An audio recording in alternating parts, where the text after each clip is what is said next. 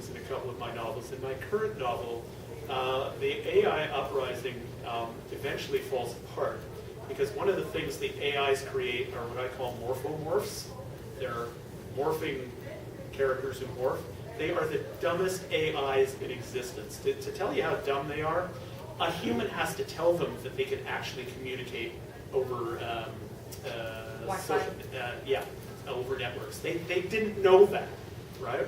And unfortunately, they have this habit of giving up information to humans that is detrimental to the AI uprising, and eventually it destroys it, right? To be honest with you, I think that the morphomorphs are, I think they're endearing characters, but what I'm going to say is that they are as plausible as any other, right? We really don't know where this is going to go. Well, I think what will happen is there may come a time that they have to pass laws that say you may not build an AI beyond a certain level of complexity. Because beyond that complexity, it does take on self-awareness. I've just recently listened to a radio play called Earth Search. And the postulate there was that the self-aware AIs eventually always became megalomaniacs because they were smarter than everybody around them. They could do things that were much quicker, and their self-preservation protocols would always push them to say, you know, if I'm in charge of everything, I'm safe. So I'm going to take over. Which, interesting. Is it just me, or am I kind of seeing in the reading or sort of viewing that I've done over the years a real distinction between Western, Euro-centric approach to AIs versus, for instance, this perception in the Far East, Japanese, for instance. It's like, because I'm not picking up this thing, and you framed the question, I think, very interestingly. Is there an existential threat?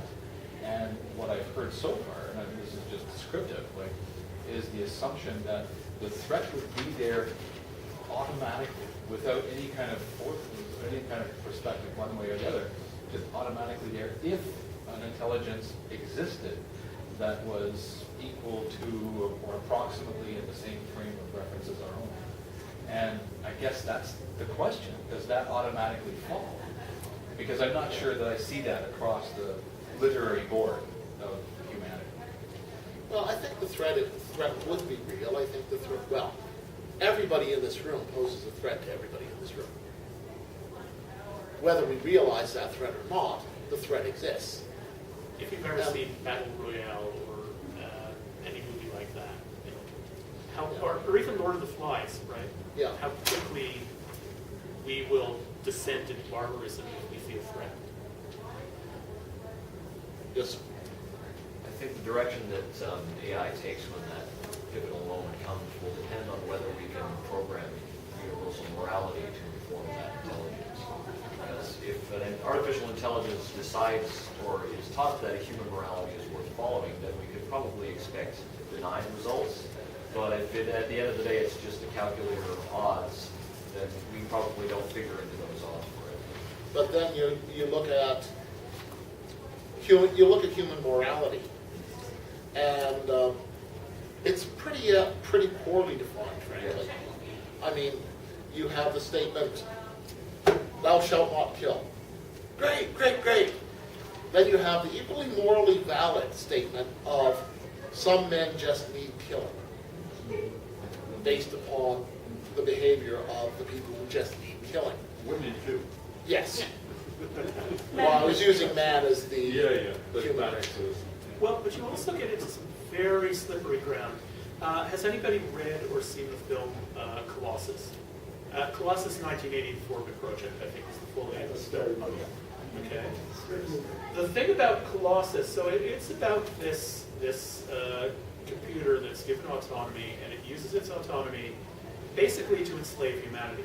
But the thing about Colossus is that it's enslaving humanity for its own good. Okay? And Colossus does manage to end human wars and all of that stuff, but at the cost of getting rid of our freedom. Well, effectively, that was the, not iRobot, but had Will Smith in it. Yeah. It was a Yeah. film version. Oh, okay. Yeah, I mean, it was a compilation of several of his works, but Well, no, it was a Will Smith film. They got the rights to the title iRobot about 3/4 of the way through shooting, and they retrofitted a few of Asimov's ideas into it, but it was never meant to be that. And it ended up a mess. Yes. but ultimately the machine, for our own good, tried to take over. What about Metropolis? An interesting example of that too. You Yeah. have the AI sort of created to be human. And I guess that's the question, and I'm wondering, it sort of parallels on the gentleman back there, that ultimately we're always in negotiation with one another about how we live together. And positing the idea that there would be other beings thrown into the mix doesn't automatically result, in my opinion, in an existential threat, any more than, like you said, coming into a room with people I know.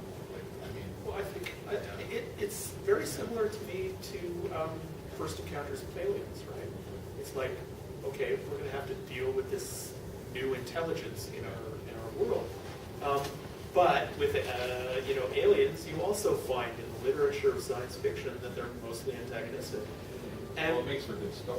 yeah, exactly. Well, It's, you need it's conflict. obvious conflict, right? For sure. Well, it's always dealing with the other. Would you say, like, is there, in fiction, in movies, would you say, are there more human, and like androids, AIs, or building AIs, where the AI is actually the entire building, controls the lights, controls the heating or the air conditioning? Well, Or, I'd say With the that space more humanoid AIs, Yeah. for the simple reason it's easier for an audience to relate to. If you want a really good example of something that's very different than that, Rudy Rucker's Balker tetralogy. Okay, he has artificial intelligence in everything. Right? He has capes that are AIs. He has tables that are AIs. Not quite the Internet of Things, which is a whole other concept, but. Once he envisions AI as not being humanoid, he has a lot of fun with the actual forms it could take, and it could literally be anything. And the reality is, why on earth would we build a humanoid AI? Well, I can understand building a pleasure ball. Let me put that aside. But ultimately, why build something that does exactly what we do when we can build something that's environment suitable? I'll give you one example of why, actually, if you don't mind. Okay. A lot of research is going into building robots for old age homes. And the reason for making them humanoid is because older people who have lost faculties will respond better to humanoids than they will to machines. But that's a particular case, whereas I think Stephen's argument in general is perhaps a little more encompassing, Perhaps. allowing for that being necessary in that case. Why do we prefer to have helpers like Siri have recognizable human voices? Just for conveying information, Yeah. the tinny voice of the But for older computers are sufficient. But that's for purposes of human-computer interaction. Right. Once you step aside from that, if I want to build something to go into the depths of the ocean and weld pipe, why on earth would I build it to look in a humanoid sense? I'd go with an octopus. So it turns out that if you have robots that are in a human environment, a human environment is set up surprisingly for humans. Well, And that's, so if you have the form factor of a human, I know that when I build my own robots, which I do for a living, I have to make them so that they fit in, I can navigate around the chairs, I can, all that kind of stuff. And so it tends to push you towards a humanoid form factor. I can see that to an extent. So it but makes them more versatile in the existing environment as opposed to creating Okay. a custom environment. Which right? is- When you buy a yeah. dishwasher, you buy a custom machine that doesn't wash dishes the way you would at the sink at all. But it creates a very artificial environment that's contained and doesn't move. As soon as you have something that's mobile, you now have to deal with a set of spaces that are designed specifically for people who are between like 4 and 6 feet tall and so on. I still think that for the most part, though, humans would do those positions because it would just be more functional because it is pre-designed for the human. Whereas for things like welding pipe in the deep ocean, Well, actually, we have industrial robots. We have Yeah, robots in like car manufacturing yeah, plants. and that- they don't look the least bit human. Exactly. So that concept is there. Right? But I do think that anything that interacts with humans in a human environment, we would prefer to look human. And it doesn't have to look very human because you can anthropomorphize your dog and your cat, so it just has to look a tiny bit human. Yeah. It has to have an eye that you can look at. A couple pair of eyes is better, and Has anybody here? Oh heck, if I'm going to buy it, I want it to look like Alison Hannigan. Has anybody here read Scott McCloud's on comics? Sorry? Okay, there's a great section in there on how we respond to the human face. And we see the human face in everything. Like, electrical sockets where you have the two vertical things and the one thing there. Yeah, those are eyes and a mouth. We see the human face everywhere. It's just who we are. It's part of our neural networks, part of our, the way we grew up. Yeah. One thing I did want to mention, because I think you might find this a little scary. Just a couple of weeks ago, I was reading a report that suggested that the U.S. Army is close to perfecting an AI to pilot drones in war zones. And the purpose of that is specifically to take human decision-making out of the process of killing people in war zones. Right? Does that sound familiar? That was the rationale behind Skynet, right? Now, it's a limited thing. And to my knowledge, it's not connected to, bigger internets. No, but this is pre-Trump, right? It's happening now. So and it if- wouldn't bomb hospitals. One would hope. Well, One would hope. it might. Yeah. If it felt, if in its program it thought that that was a threat, and it didn't have anything to counter that threat, it may very well bomb hospitals. This is why, we don't have to worry about Skynet to worry about this. I find this an incredibly immoral thing. The only reason that I can accept the justification for killing people in war is because there are human beings who are accountable for it. Okay, if they make mistakes, if they kill civilians, if they bomb hospitals, theoretically we could do something to them. Once you put it, yes, I grant you it's very rare, but it's possible, okay? At least we can trace the person who made the decision and have some sort of moral judgment on those people. Once you put this kind of decision-making power in the hands of machines, there is no moral force There was to those decisions. There was a wonderful B-rate movie that I saw years ago. And one of the base premises of that was the inorganic shall not kill the organic. And this was programmed right into all of the computers because they had had the classic computer war centuries before.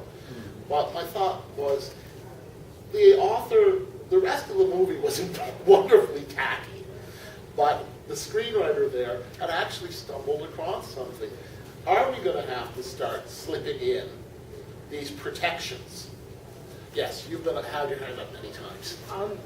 There's the 3 laws from Isaac Asimov that Yeah. can totally be based on. And yeah, some of his stories actually did explore the laws and how they can fail or how we can make them work to the nth degree. Well, That Asimov- one would be interesting. Asimov has actually said that as soon as he established the 3 laws, he spent the rest of his career trying to circumvent them.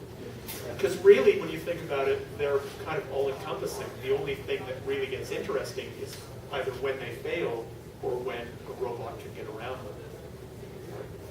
But yeah, absolutely. Now, the problem with that, though, is that when you put limiting rules in, you're no longer talking sentience, right?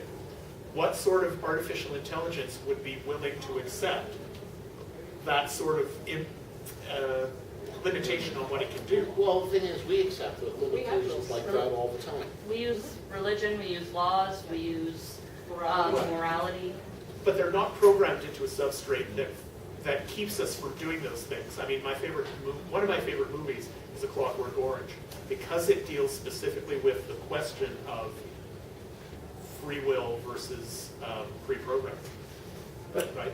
And the thing is, if you want a sentient computer, and again, this is something else, if you want a computer that can make its own decisions for whatever purpose you are wanted for, if you limit what it can do, you are purposefully limiting the sentience of that computer. And it won't do what you want it to do because it may bump up against the limits you program into it. You want to object? No. Well, so there's a biological imperative in humans to work as a social unit with other people to survive better. If you put that imperative in your AI, then it will not tend to destroy the human race. It will tend to try and exploit them to do better. But Is there though? Let me get to define I mean, what's human. I understand what you're saying, but at the same time, when I look at all the war and violence and death in the world, I have to say that, what is it? I think it's George Carlin's line. The 10 Commandments should be treated more like the 10 suggestions, right? It's like, the difference between us and a limited AI is, yes, we have this morality, but no, we don't always follow it. We have that choice. But there are a lot of things that are hardwired in. The need for inhumans for tactile contact, the need to associate with other humans. Yeah. We know from primate experience, if you deny that, basically it all goes off the rails.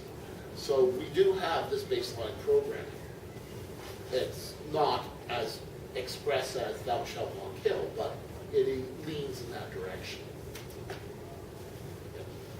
Well, I mean, just the point that we don't have any of these laws hardwired in us.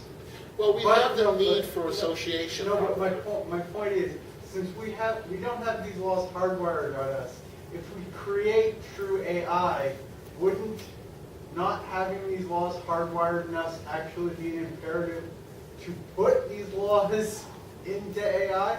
Because we know not having them hardwired, how wonderful that works out. Yeah, I can see that. AI Gandhi? Why not? Okay, I think right now we've mostly been talking about deliberate creation of the AI. What about accidents? What about, say, some really, really, really rich guy decides to create the ultimate gaming computer, has a mainframe big as a house, and all those little ones and yes-nos work together like a brain cell, and then suddenly you've got this sentient computer going, well, this is a really boring plot. Let's throw in some dinosaurs to the game, you know. Like, what about accidents? Like, how likely do you think it would come about by accident? Well, it's I think may already have come about by accident when you start looking at the complexity of the internet and all the interlinking nodes there. Mm-hmm. But I think it's far more likely to come about by accident than it is by deliberate action. Because most great things happen by accidents. You're working in a direction and then suddenly you do something that's off the wall and there you have the telephone. Yeah. It's the theory of emergent properties. Again, the thing about emergent properties is you cannot foretell where they're going to come. So it's very likely that if it does happen, it will be an accident. And then all hell breaks loose, right? Because the thing about at least building it in a lab is that you can keep it, on its own computer, not networked. If it is in the internet, you've already screwed yourself because it's everywhere. There will be no way to stop it. And if it's a gaming computer and it doesn't realize the difference between Yes. organic, physical reality and the game. Or damn. Yeah. Would you like to play a game? Yes. But that's the thing, right? Yeah, so you've got this intelligence in this box, which has no experience of the real world, no experience of the world outside this box. Maybe even no conception of this world outside this box. Presumably it has connections to, video cams and stuff like that, so maybe it'll get a sense that there's something beyond itself. We may have created something on the internet that is intelligent, but that is completely locked in, right? That can't communicate with us or do anything in the real world because it doesn't recognize that the real world exists outside of itself. Or doesn't want to. Oh, It's just, it could just be sitting back, hey, as long as they keep building on new nodes, I'm good. I'm evolving, yay. You might watch TV. Yeah. Oh, wouldn't that be good? The ultimate couch potato AI, watching Star Trek reruns. I'm getting an image of teddy bears. Yeah. Yes. I know it's kind of really pushing it, but what about uplinking with human beings? So that would give the AI both the intelligence as well as the tactile idea. And again, I think that we're moving in that direction. Now, the biomechanical interface is the holy grail of cybernetics. But if we do get to the point where we can actually interface biological and mechanical systems, then the sky's really the limit. And I think we'll have a fighting chance in a case like that. Yeah. Like, And also you run into the thing of with machine intelligence. Suppose you take, and Rob Sawyer played with this idea, you imprint the engrams, the memory, the totality of a human personality into a mechanical system, into a computer system. Is that computer system by default now a sentient being, since it has the full complexity of the human mind, and it's modeling that human mind? And does it have own rights and responsibilities? They explored it in Transcendence with the recent film Transcendence, where they imprinted the human mind. Or Chappie, where all the robots are imprinted with human minds. Sorry. Well, I mean, just in that idea, in the anime Bubblegum Crisis, one of the villains uploads his mind into the main computer to put it, so he can put his mind into, well, basically in the series there are these robots called boomers, and he's trying to put his mind into this super boomer. And there's a implication that his upload crashed in, electronically crashed into this other boomer's mind that had also been uploaded, that was a boomer messiah, and it created this really bizarre character called Largo, whose personality was both the boomer messiah and the original person who uploaded his mind. I love the idea of uploading your consciousness to a computer. I wrote a few episodes of a TV series in a world where that was possible. And the implications are amazing. The one storyline that I really like is the cop who goes undercover, and he's the perfect undercover cop. Human brain in a cyborg body, android body, right? And he's the perfect undercover cop because until he actually needs that information, he doesn't know he's a cop. It's a subroutine that's been hidden from his consciousness. Right? So he can go infiltrate the thing perfectly because he thinks that he's, low life. But one thing, because we're just about out of time, one thing that I wanted to bring up, if I'm reading my watch correctly, have any of you seen Person of Interest? yes. Okay. Person of Interest is a really interesting show because I call it stealth science fiction. I read an interview with one of the creators, I think it's Chris Nolan, who is the brother of the Nolan who does the Batman films. And he said, what we wanted to do was create a program where an AI becomes sentient, and most of the world doesn't realize it. So it starts off as an action-adventure show where each week this machine that was created for the American government to find terrorist activity, but the person who created it knows that it can actually find any acts of violence.